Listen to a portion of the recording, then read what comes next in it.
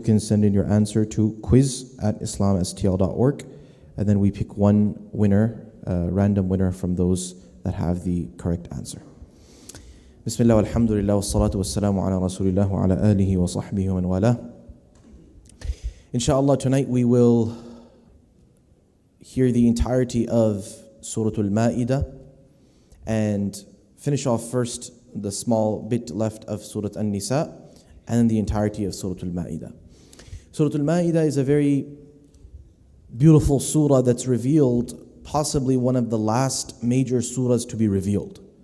And so that's very important. If anyone has been looking at the translation, for example, you'll see a lot of laws. There's a lot of discussion on dietary laws, about hunting, about marriage, about other restrictions in ihram for those performing hajj, etc. That's there. But also because it's one of the last surahs, it begins with this importance of the fact that believers are those that hold on to their word, their covenant. And that has to do with Allah and it has to do with people as well. But then in the midst of all the laws that we'll hear, there's a pause to address those that break the covenant. And those are the ummah before us and how they broke and how they were punished.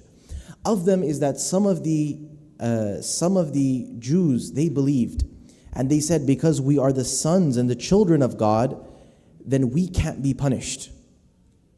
He won't punish us because we are close to Him. We're His children. That was their belief. And so to falsify their belief, Allah Azza wa Jal, He brings the story of the children of Adam. وَاتْلُ عَلَيْهِمْ نَبَأَ بْنَيْ آدَمَ بِالْحَقِّ. Tell them about the two sons of Adam alayhim as-salam. And the story is long, but to summarize, both of Adam's son alayhi salam, Habil and Qabil, Abel and Cain, as in the biblical literature we find, that they had offered a sacrifice.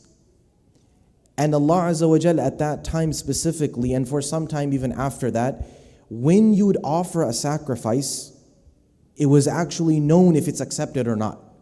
Like we do our salah here, for example, but we can only hope that it's accepted. We can't say for sure my salah was accepted. We hope, we ask Allah that He accepts our ibadah in Ramadan. But we don't know for sure. And there's no sign that comes down and tells us. But at that time when you offered your sacrifice, the sign was that a thunderbolt would strike from the sky and it would burn down the offering that was accepted. And so Habil, he put forth his best offering, the most precious of his sheep, of his flock. He said, this is for Allah. And his brother, on the other hand, he took some shrubs and put them as a sacrifice, not giving much importance to it. And he lost the sacrifice. His was not accepted, his brother's was. And he couldn't tolerate that.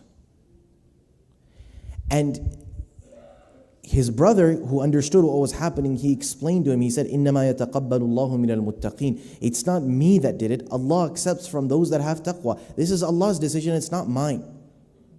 And the beauty of this part here is to show that, look, just because you claim to be the children of God, that does not mean that you will not be punished, because before you, look at Adam's two sons.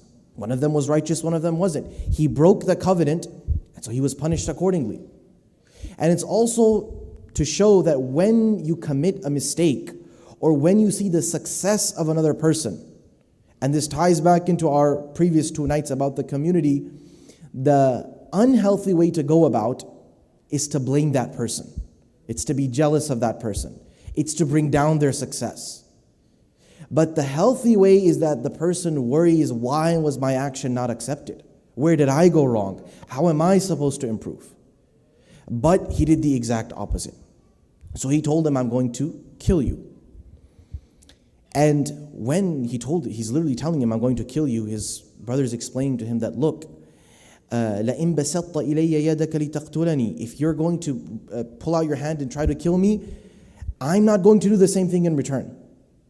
Because I'm afraid of Allah. I don't want to face Allah in that situation.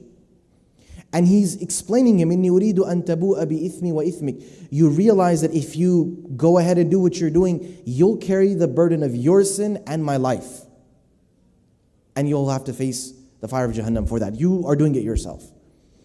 And so in between all of that, he was so consumed by envy and jealousy, فَطَوَّعَتْ لَهُ نَفْسُهُ قَتْلَ أَخِيهِ, that he convinced himself, it's best that I kill my brother. And Allah says, فَقَتَلَهُ فَأَصْبَحَ مِنَ الْخَاسِرِينَ. He killed him, and so he became from the losers, the ones that have lost out. And then it goes on to talk about how he regretted and how the burial took place. But the lesson being that although he saw his brother's success and he saw his own failure, instead of looking into his own failure and realizing why my sacrifice wasn't accepted and what I should do better, he attacked his brother, literally. And on top of that, he thought the problem was his brother. So he went to get rid of his brother, and so it became the second major sin on the face of this earth, or since the beginning of creation. One being Iblis and his arrogance, and then second being the children of Adam and his envy and his jealousy, which led to his furthering himself. And so from that day, every murderer that comes, all of the sin goes onto him, because he's the one that started the sunnah, or the way, or the method, as you can call, of murder. He was the first one to put that in place. So it's a very beautiful story to show two sides of the people. Adam has two sons, alayhi salam, and one son is righteous, he upholds the covenant, and how he reacts and what his reward is, and the other that breaks his covenant. We ask that Allah Azza wa Jalla make us from the first and allow to follow in their footsteps. Wa sallallahu